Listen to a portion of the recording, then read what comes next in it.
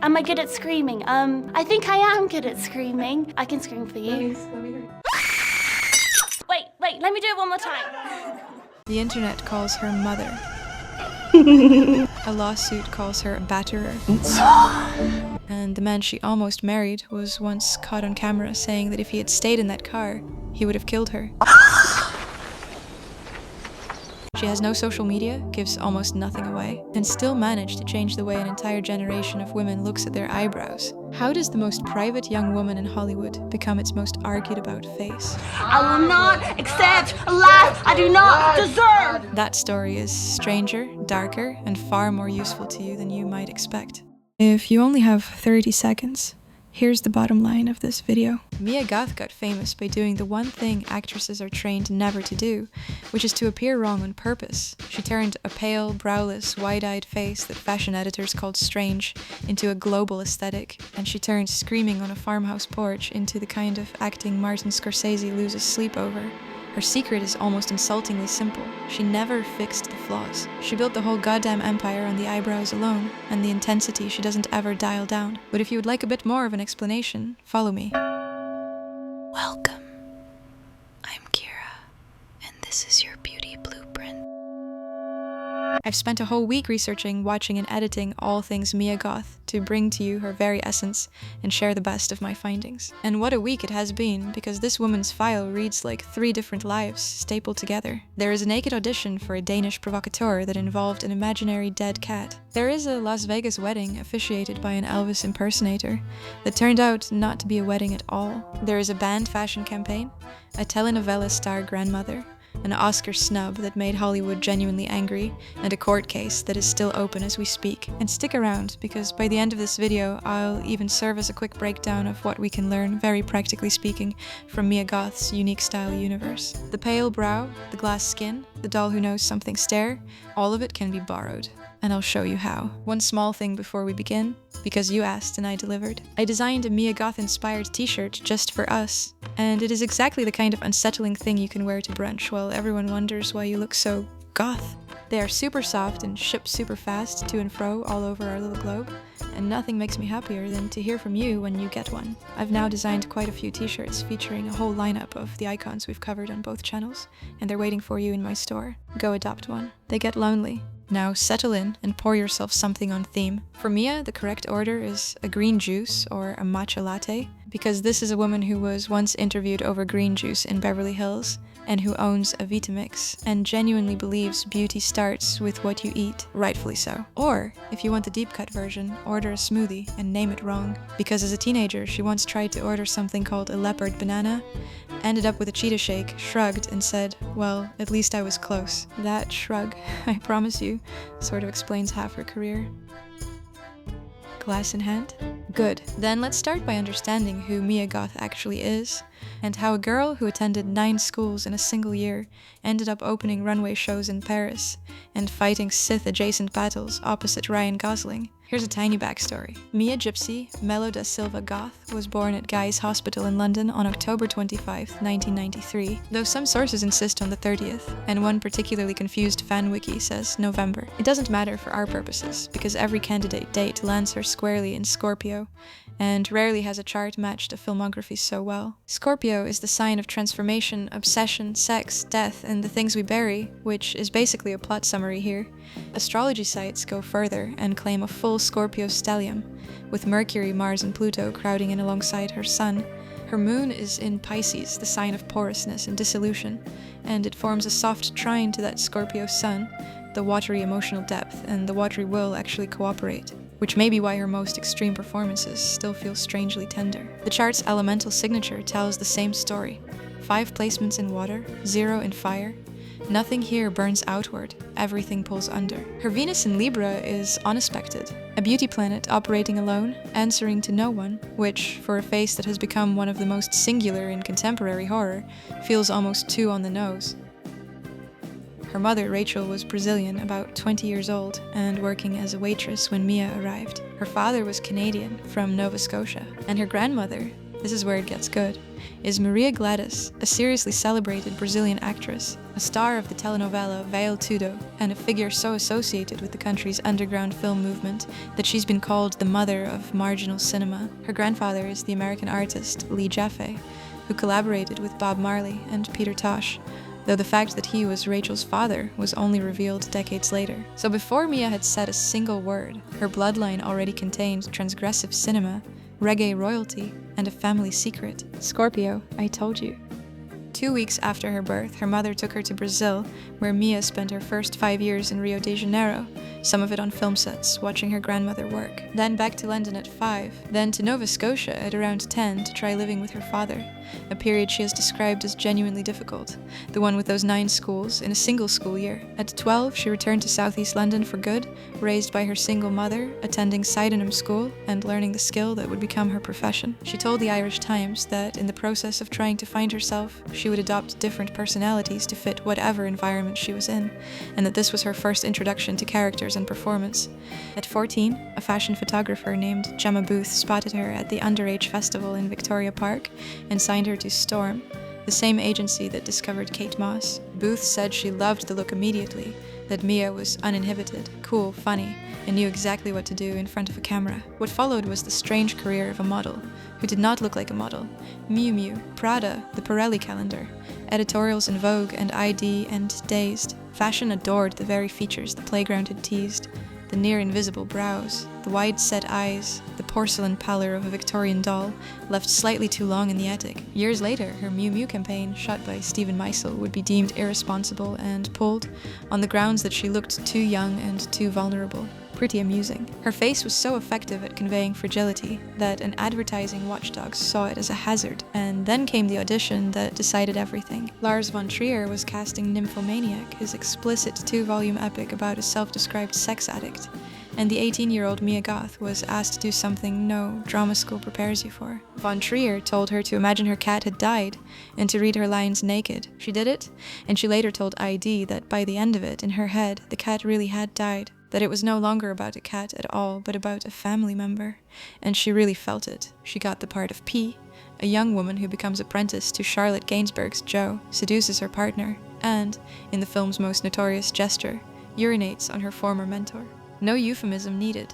That is the scene, and she shot it at 18 in her very first film. She has never once distanced herself from it. Quite the opposite, she told the Irish Times that Nymphomaniac became her entire blueprint for everything she did, moving forward, that she owes Lars everything, that she worships him. Blueprint, she said. Her word, by the way, not mine.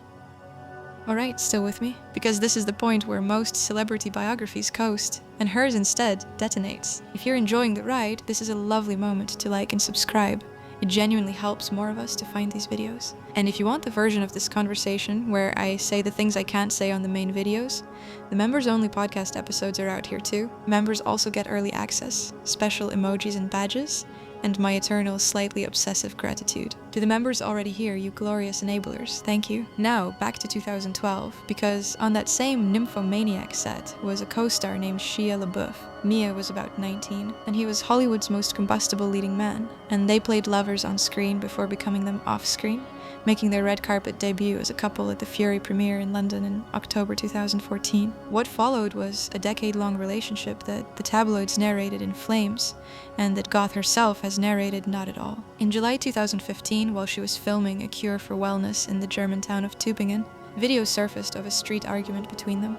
LaBeouf, visibly drunk, was recorded saying he didn't want to touch her, didn't want to be aggressive, that this was the kind of thing that makes a person abusive. Later, in a car to the airport, he said the sentence that has followed them both ever since: "If I'd have stayed there, I would have killed her." A German tabloid reported she was later seen with a black eye. No charges resulted. The footage shows a chaotic, mutual, ugly fight, and I'm giving it to you plainly because you're adults, and because pretending it didn't happen would make everything that follows incomprehensible. Because what followed, 14 months later, was Las Vegas. October 10th, 2016, the Viva Las Vegas wedding chapel. An Elvis impersonator officiating, the whole thing live-streamed to the world. LaBeouf went on Ellen and talked about it as a marriage. Clark County then issued perhaps my favorite bureaucratic statement of the decade, confirming that no marriage license was ever filed and that what was performed was a commitment ceremony. So the most famous wedding of 2016 was, legally speaking, theater. 2 actors, 1 Elvis, no paperwork. You could not write it, and believe me, screenwriters have tried. Meanwhile, her actual work was building a case for her as the most committed actress of her generation. For The Survivalist, a post-apocalyptic drama that won her the British Independent Film Award for Most Promising Newcomer, she lived on roughly 900 calories a day, slept outside for 5 weeks, and stopped washing, admitting that hygiene became a little bit of an issue. She climbed into Everest, unnerved everyone in A Cure for Wellness, and trained in contemporary dance for 8 weeks to play Sarah in Luca Guadagnino's Suspiria, which she called the most important thing she had done so far. She went to space with Claire Denis and Robert Pattinson in High Life. She even proved she could be funny, playing the sweetly dim Harriet Smith in Emma, opposite Anya Taylor-Joy, which is a performance so against type it kind of felt like a magician showing you a trick. And the marriage that wasn't a marriage ended anyway. In 2018, Mia Goth filed for divorce, so to speak, and LaBeouf moved on to the musician, FKA Twigs, which is a relationship that would later produce a 2020 lawsuit alleging sexual battery, assault, and relentless abuse. Shia LaBeouf responded at the time that he had been abusive to himself and everyone around him for years, that he was ashamed of that history and sorry to those he hurt. That case settled in July 2025, dismissed with prejudice, with a joint statement wishing each other peace. I include it because it is the necessary context for the most controversial decision of Goth's private life, which is that around 2020, with all of that public knowledge, she took him back. Quite unbelievable, but true nevertheless. Rings reappeared during lockdown, and in March 2022 their daughter Isabel was born, revealed to the world in the most LaBeouf way imaginable, via his open letter to Olivia Wilde, published in Variety, in which he wrote that his little girl was 5 months old and just beginning to develop the last half of her laugh, and that Mia and him have found each other again. On a podcast that fall, he said she saved his life, that she was present for him at a time when he didn't deserve to have anybody. Commentators understandably squirmed. Some found it a redemption story, others found it indefensible, and Mia Goth herself gave them absolutely nothing to work with, saying only that she would never want to share that part of her life, and asking why, for what? Hold that question. We are coming back to it. First though, 2022, the year everything changed. Ty West cast her in X, an A24 slasher about a 1979 adult film crew massacred on a Texas farm, and gave her a dual role. Maxine Minx, the ambitious young starlet, and under 10 hours a day of prosthetics, Pearl, the elderly farm owner doing the massacring. The film cost around $1 million and made $14.7 million worldwide. But the real detonation was the prequel, Pearl, which Goth co-wrote with West, a 1918 set Technicolor nightmare about a farm girl who dreams of stardom and dismembers whatever stands between her and it. It contains a 6-minute unbroken monologue. It contains an axe, a pitchfork, and a goose I will never emotionally recover from. And it contains the moment that made her a legend of the form. The audition meltdown, where Pearl, rejected by a church dance troupe, screams the words, "No, I'm a star! Please, I'm a star!"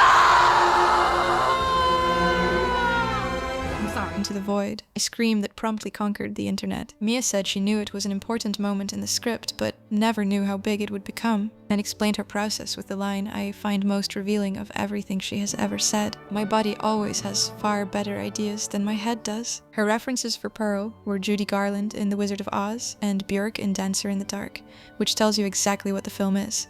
Oz with the blood. And then there is the ending, an unbroken smile held over the entire credits, minutes and minutes of a grin curdling into despair, cheeks trembling, eyes flooding, perhaps the most disturbing thing I have ever watched a face do. Even Martin Scorsese said the film left him enthralled, then disturbed, then so unsettled he had trouble getting to sleep, but that he couldn't stop watching. When the Oscar nominations came out and her name wasn't there, the discourse was loud enough that West flatly told the press Mia deserved an Oscar, and Goth herself, asked about the Academy, said something few actresses her age would risk, that it's very political, not entirely based on quality, that a change is necessary and a shift should take place. She said the quiet part at a normal volume, once, and then just went back to work. And let me tell you, the work only got stranger. In Infinity Pool, she played Gabby Bauer, the purring, unhinged tormentor of Alexander Skarsgård, at a resort where wealthy tourists can commit any crime and have a clone executed in their place. The film was originally rated NC-17 and had to be trimmed just to reach R, complete with a graphic scene involving a prosthetic erection and a drug-fueled orgiastic montage. Critics called her the female Nicolas Cage, a maximalist, and said she totally steals the movie.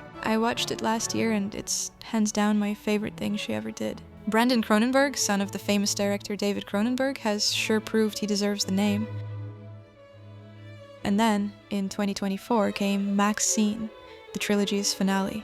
MaXXXine chasing legitimate stardom through a 1985 Hollywood stalked by the Night Stalker, opening on her mantra, "I will not accept a life I do not deserve." It became the highest grossing film of the three, around 22 million worldwide.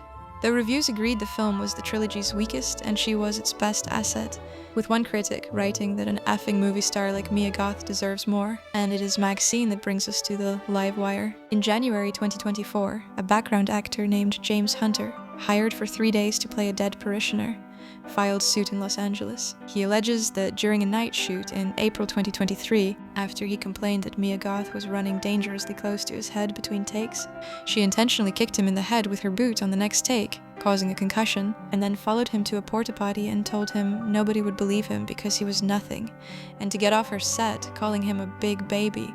He is suing her for battery, and her, West, and A24 for wrongful termination, seeking upwards of $500,000. A24's response was unequivocal, calling the claims simply not true and the allegations extremely baseless, and vowing to vigorously defend Mia and the entire filmmaking team. Rolling Stone then reported that 3 senior production sources said no one on set witnessed any kicking, that the casting agent said Hunter never reported an incident at the time, and that Hunter had a 2015 jail sentence for a rent scam and has been called a vexatious litigant in unrelated suits. As of right now, mid-2026, the case is unresolved, grinding through a genuinely contentious deposition phase, with Hunter filing this past January to force Goth to sit for a deposition, and her lawyers seeking to have him cover her legal costs. No settlement, no dismissal, no trial, no verdict, and I am not going to hand you one either. Mia Goth's only real public comment came in Elle late last year, that she can't speak to it, that a simple search would show the facts, and that people can draw their own conclusions. What I will hand you is the discourse around it, because it became a scandal of its own. A wing of her fandom greeted the allegations with memes, calling her mother and joking that she was serving, and culture writers at Glamour and elsewhere called it stan culture at its most toxic. Noting the double standard, the general discomfort with the idea that a woman could be the accused rather than the accuser. Whatever the court eventually decides about that night shoot, the internet's reaction told us something true about us, for better or for much worse. Well, you've made it 2/3 of the way through, which statistically makes you one of my favorite people, so let me reward the commitment. If this video has earned it, the like button is right there. Subscribing means you'll catch the next blueprint the moment it drops, plus early access and those little badges I'm unreasonably proud of. Tell me in the comments too. Does the private life change how you watch the performances? Or do you separate the art from the chaos? I will read everything, always. Now, the final act, because her story kept moving even while the lawsuits crawled. In late 2025, Guillermo del Toro, who said her Pearl work blew him away, cast her as Elizabeth in his Frankenstein, opposite Jacob Elordi's creature. It was a tender, luminous role, the one character who sees the creature's humanity, and reviewers marveled at watching her play, for once, someone good. She wore archival Tiffany jewels, a 1905 green tourmaline, a blue beetle necklace, and costumes stitched with insects and butterflies, and said she found the character from the outside in. My favorite detail from that set is that she modeled Elizabeth's fearlessness partly on her own toddler, who ran straight up to Elordi in full creature makeup, with no fear at all. And then the pivot no one saw coming. She was cast as the lead villain in Star Wars Starfighter opposite Ryan Gosling, directed by Sean Levy, who called her a unicorn of an actress, saying there is no type, there's just Mia Goth. Filming wrapped in December, the movie lands in May 2027, and the Scream Queen is now, officially, a franchise villain. Off-screen, the decade with LaBeouf finally closed. They split again in early 2025,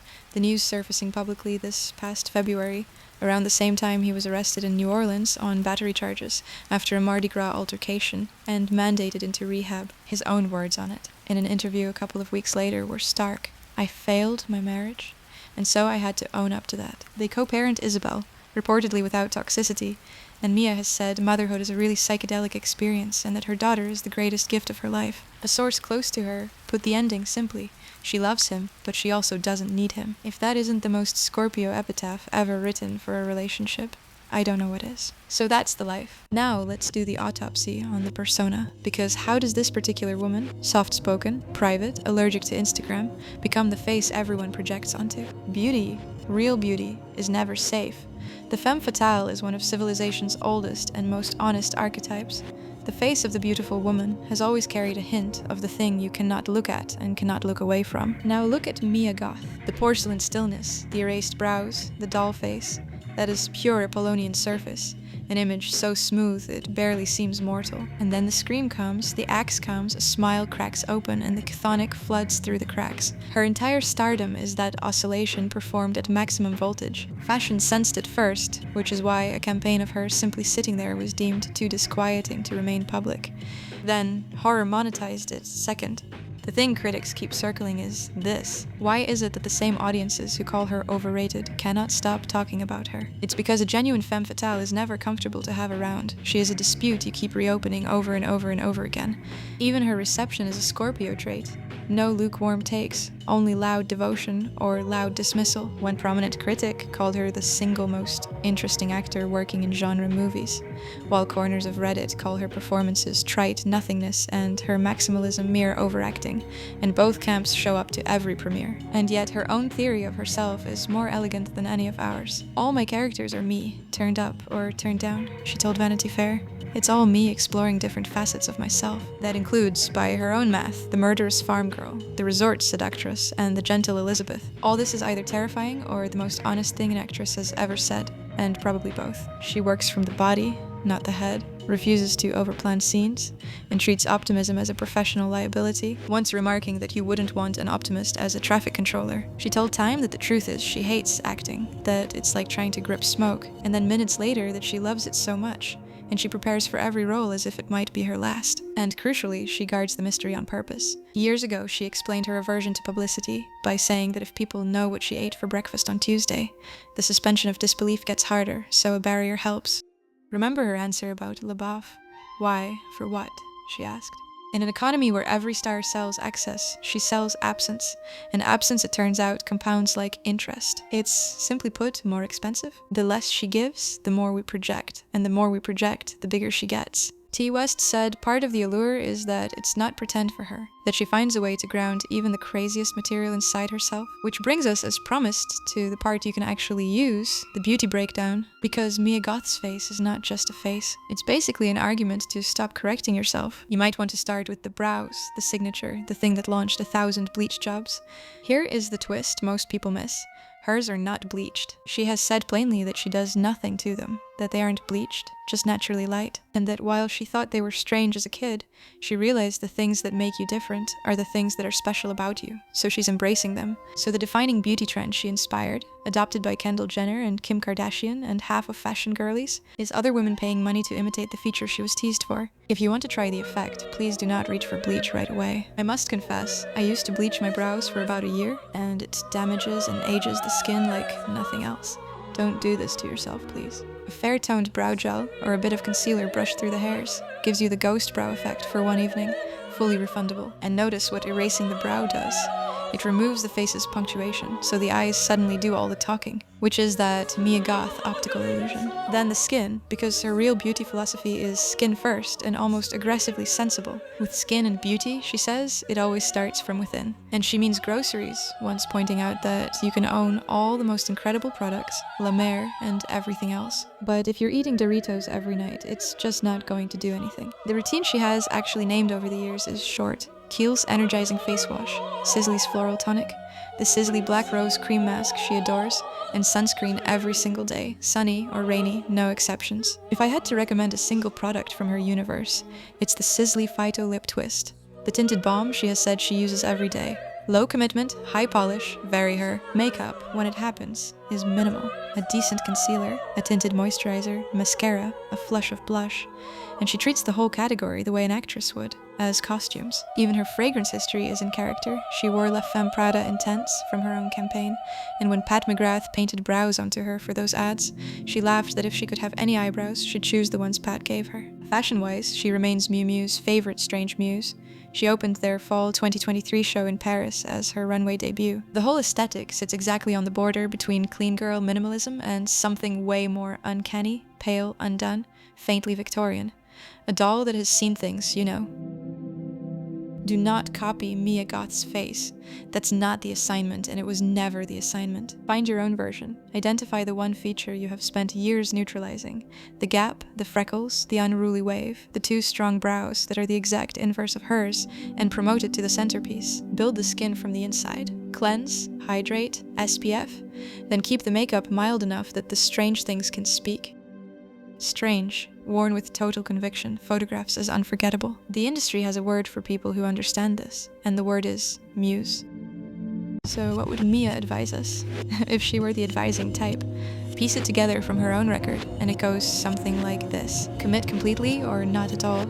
She prepares for every job as if it might be her last.